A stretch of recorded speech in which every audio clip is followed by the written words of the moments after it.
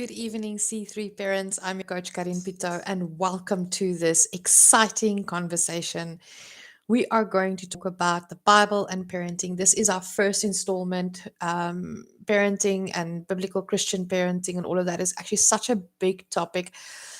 I've personally been struggling, like, how do I approach this? How do I actually initiate this conversation? And I decided, well, let me dive in and let's take it in a series. Let's take it one chunk at a time as we journey together, understanding how everything fits together.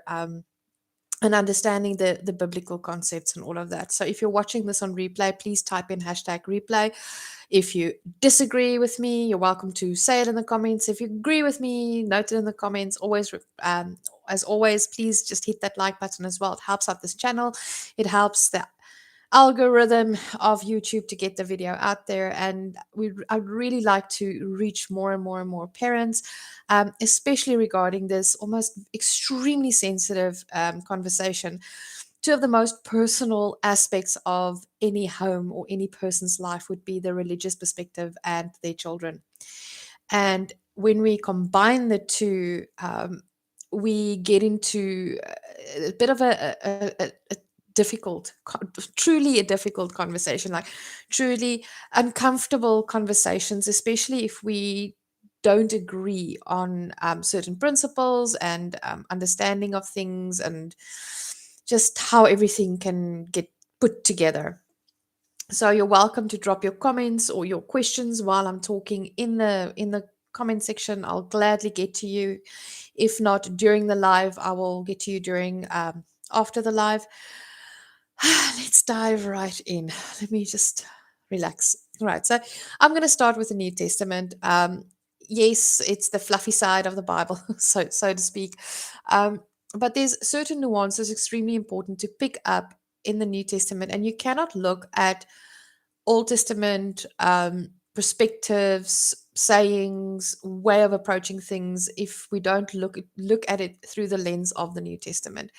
Um, because looking through the lens of the New Testament basically changes how we also view the involvement of God in humanity and in society. But the Old Testament is very harsh; it's almost very cruel, and one of the reasons for that there's not the softening, the forgiving, the graceful lens that Jesus brings into the faith journey or into the Christian journey. So, um, just a few things that is technical things that I need us to all be on the same page about when I talk about discipline. I talk about the Latin and the proper definition of the word discipline, which is rooted from the word disciple, which means someone that needs to be educated or guided that follows a certain teaching. So, discipline, if you want to talk about discipline in the context, even within the context of the Bible, discipline has always been in the context of discipleship, guidance, learning a certain way of life, living within a certain discipline of life. And therefore, if I discipline my children, I'm teaching them in that specific way of life. So that's the first thing that we need to understand.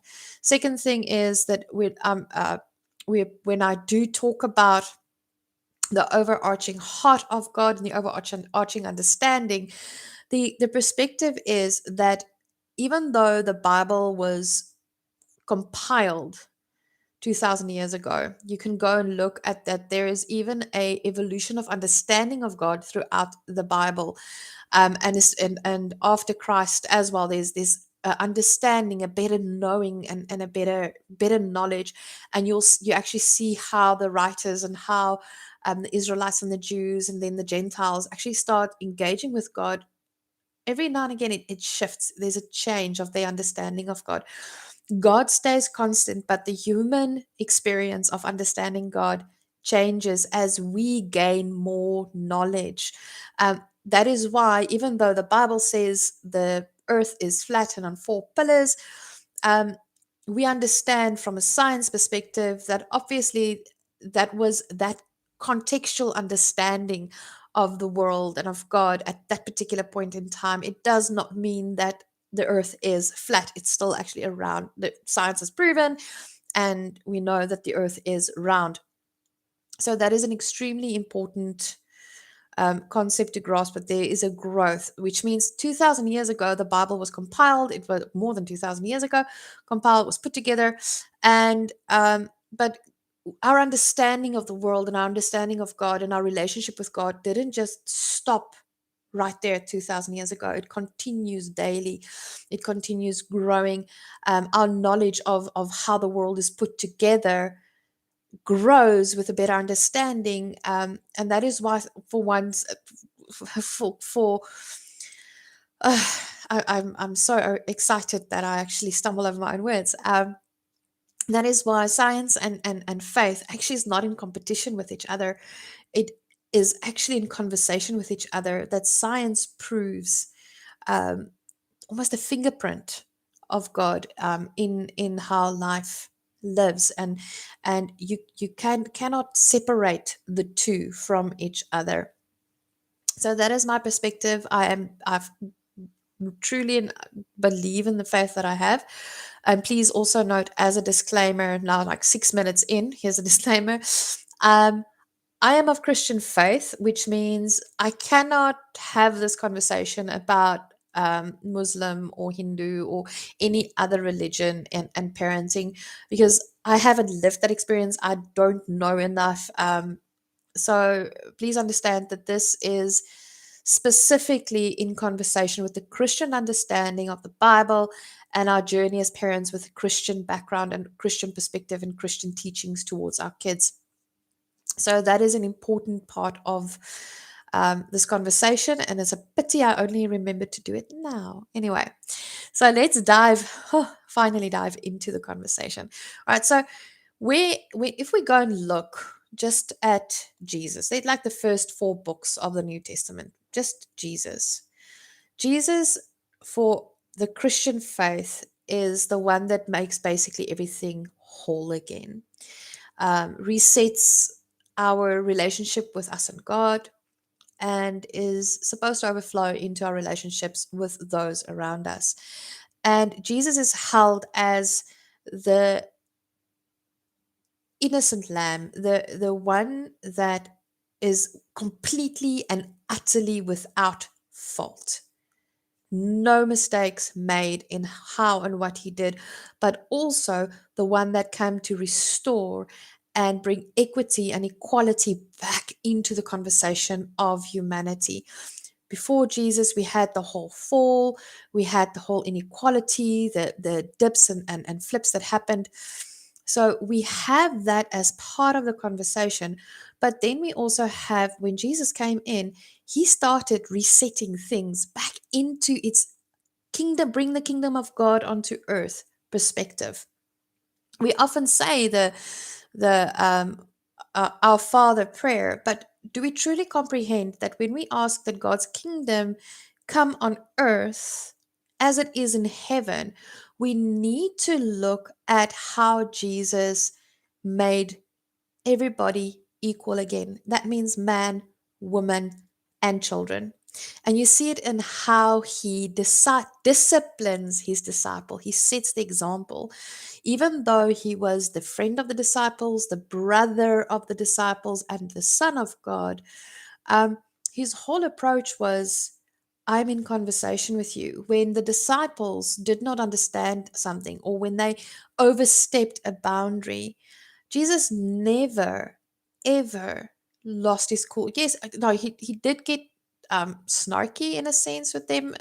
Um, he would tell them, "Oh, you don't know what you're doing, you don't know what you're thinking," like used hard tones and words on them, but he never once broke them down. He always encouraged them. He always spoke in a way that the disciples could understand. And he actually refers to the disciples almost like you've got the knowledge of children.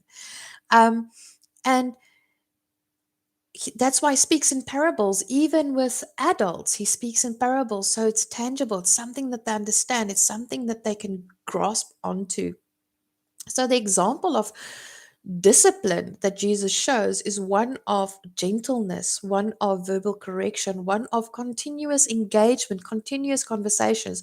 Just because in the Bible we've got this parable and this little bit of conversation between Jesus and the disciples, and they journey together. Can you imagine having those conversations, like the long road walking, and you have this conversation with Jesus, and it's just like day to day things, and yet it's you're constantly being disciplined by him because you're a disciple of him, and you're learning more and more and more, and your heart starts aligning with him. So one of the biggest examples, not just one, there's quite a few, of where the disciples completely, like they completely missed the mark. They completely, in a sense, well, one completely betrayed Jesus, but it's as if they just, due to their lack of knowledge, and if we think about children, there's a lack of knowledge. Due to their lack of knowledge, they did something, or they said something that was completely out of touch, actually wrong, at times insulting. The reaction they had when Jesus had lunch with Matthew, the tax dude, and when the two brothers, the mother of the two brothers in the book of John, come to Jesus and say, you Jesus spoke about, he said, though the disciples will sit around him in heaven, and the mother comes like, but can both my two sons, one sit on your left and one sit on your right? And instead of scolding her and telling her she's an idiot, and she like really going at her and treating her poorly, he turns around and say, you don't know what you're asking. The sacrifice to be able to get onto those seats, a sacrifice that they would have to make. um, you don't know what you're talking about. It's there's sacrifice involved in what I'm talking about. Um, there's a kindness, and there is a softness in that conversation where he's teaching out of the mistakes. There's times that the disciples did not understand, like, but why are you saying this, and why will it be this way? And what he does is he uses another parable to re-explain what he was trying to say, um, so that they get it. Almost like how we would handle back chatting, how we would have our kids come back because they don't understand a rule, they don't understand something that we want them to know and like really learn. Um, Having that conversation, maybe changing our approach. Jesus kept on changing his approach because he knew that I need to educate them, I need to guide them, I need to bring them to a point of understanding, because when I leave, when I'm no longer physically here to with my presence, that they can hold on to that, and that will become an internal locus and programming of how we move forward. Remember, I spoke about equality, and that is one of the big things that is consistent with the story of Jesus, is how everywhere he went, from the poor to the sick to the destitute, there was equality. He kept on pulling people in. Was woman, he never shunned a woman. He doesn't matter whether they were accepted by society or not. He pulled everybody in, and it's almost like he it's not like he ever reached a point where he didn't have time for someone. He always just pulled people in. And while we're talking about parenting, we need to think about the class, the social standing that, and we still see it in today's society, the social standing of families and the pecking order. In the Jewish culture, quite often, more often than not, you've got obviously the man is the head of the household.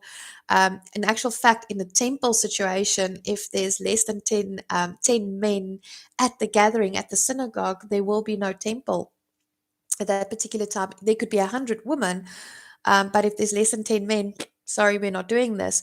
Um, Men could also not really actively engage. And here, women would actively engage in the teachings. That's one of the reasons was it Maria got upset with Magdalene for sitting there and not doing all the household chores and sitting at his feet and being part of the male conversation. And what did Jesus say? No, let her sit, let her learn, let her express, bring in that equality. She's not less than the men that I'm teaching. She's just as important, she's just as equal as the men in this room, regardless of her background, regardless of her sex. Um, she's just as important. And then on the Sermon on the Mount, you have the Sermon on the Mount, and after that, a bunch of kids were so inspired. Imagine you see this rabbi, this person that has this peaceful, powerful message to your family, and things have started to change. And you finally get to see this person and you finally get to meet them. And the children, just when they saw Jesus, they just stormed. And the pecking order is man, female, children. Can you imagine if the woman already, like in his presence, when they started getting to understand, they started getting more and more and more in his presence without the need to have a man there. But there's still that thing like, oh, children needs to be quiet, children needs to, they need to back off, they can't just be boisterous and in your face, and especially not someone as amazing as what Jesus is. And what was his reaction when the moms and the adults tried to hold back the kids? He didn't tell them, oh, just let the kids go, or just, you know, just discipline your children. They're noisy, they're loud, they're disrespectful, running on up on top of me. And no, what did he say? Oh, bring them to me. Do not withhold them from me. And a lot of times we're raised with this as a theological concept of do not withhold the word of God from a child. And yes, it has that as well, but there's more to it. It's I want a relationship because they equal. I want that access. They equal. Stop withholding children and stopping children from having an authentic relationship, an authentic connection with me, and stop treating them like they're less than. That just because they're small and their brains are still developing and still learning does not mean that don't have the right to come to me and ask the same type of questions that you as an adult will ask, engage in conversation with me, and become my disciple, so that I can disciple them, so I can discipline them, so that I can teach them. They were invited to sit on his lap. And that to me is one of the most profound moments of, even for me as a child. I think when sitting and I heard that story, to me as a child, the message that came through at that particular point in time wasn't like, oh yeah, my parents are doing the right thing by teaching me about God. It was more like, I'm allowed to just run up to this adult, Jesus in my mind, and just get on his lap and talk to him about everything. I'm welcome. I can challenge him. I can question him. I can be as inquisitive as I want to, and I won't be chased away. I won't be told to remain quiet and know my place because I'm a child. Um, I'm equal to my parents, and that is okay. And at least I'm learning, and discipline within my faith, and the discipline within my life journey became that I can always run into this space, and this is the space where I get heard and where I can truly. I've never been afraid to struggle with God thanks to that part.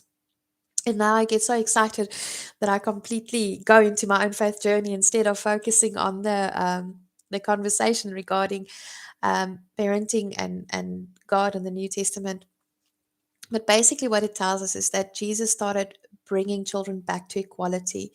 Does it mean that parents can no longer instruct children because we're equal? That's not what it means.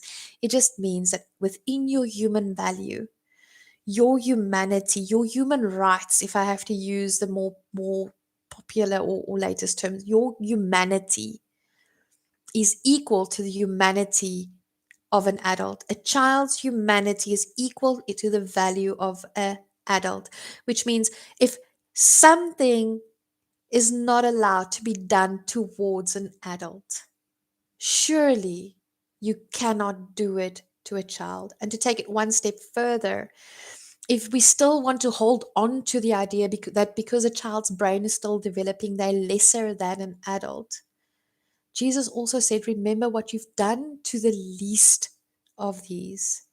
You have done to me. And it doesn't just go to feeding the poor and take like social work. It also goes to in the family and um, into the household.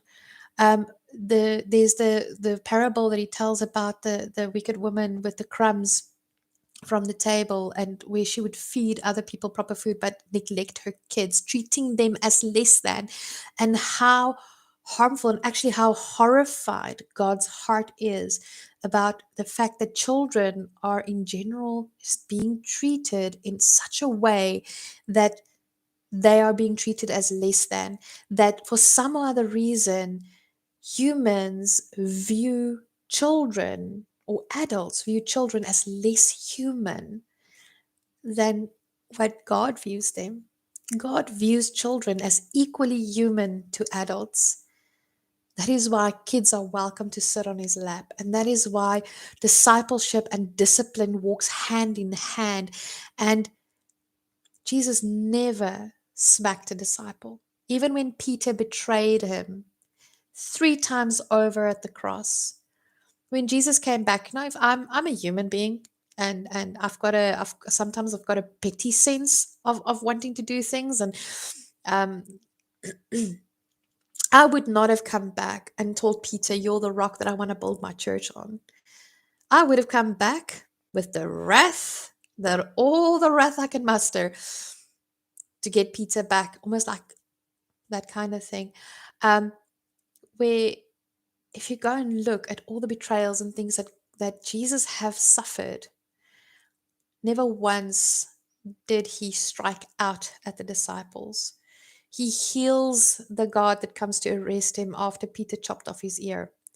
He forgives, he moves on, he talks it through, and he guides them, and he allows them to realize their mistake, learn from it and grow from it and build forward. And to to me, that is absolutely the perfect example of what a parent should be, someone that raises someone to take the legacy, our values, our family, our legacy forward into the future. It needs to be someone, or they need to be equipped. And one of the best ways to equip them is to talk them through, to disciple them, to discipline them through discipleship, to move forward. And that means viewing them in their humanity as equal to me, and understanding that their brain is still growing. God made the brain to actually grow and mature as they grow up. And if you go and look at all the different stages, how amazing it is, how it pushes kids forward to do things in a specific way and in a certain way. How can we view kids as less than? How can we want to treat them differently than what we treat adults, when it comes to their human value, their value of who they are? No person, someone else's property. We like to talk about our kids as it's my child. And yes, you are, from a Christian perspective, God decided that you are the parent that has the responsibility to disciple this child into adulthood and to move forward. And so you've got a responsibility, but you don't have ownership. That child that you're raising still belongs to God and is fully human, just with a brain that's still growing, regardless of that child's age. The brain only fully matures at the age of 25. The impact of what we do in the first 8 years have a significant impact on brain development, understanding how the world and life works, and how we problem solve, how we engage with difficult emotions or difficult topics or difficult situations. And if we shut our kids down and treat them like less than just because they're small and they don't always understand everything, we are missing the point. We are missing the heart of God, and we're missing the heart of Jesus. We're missing that oneness with God. So after this whole sermon, guys, I think that's where I'm going to stop tonight. But you're welcome to drop a like, drop a comment, let me know how you're doing.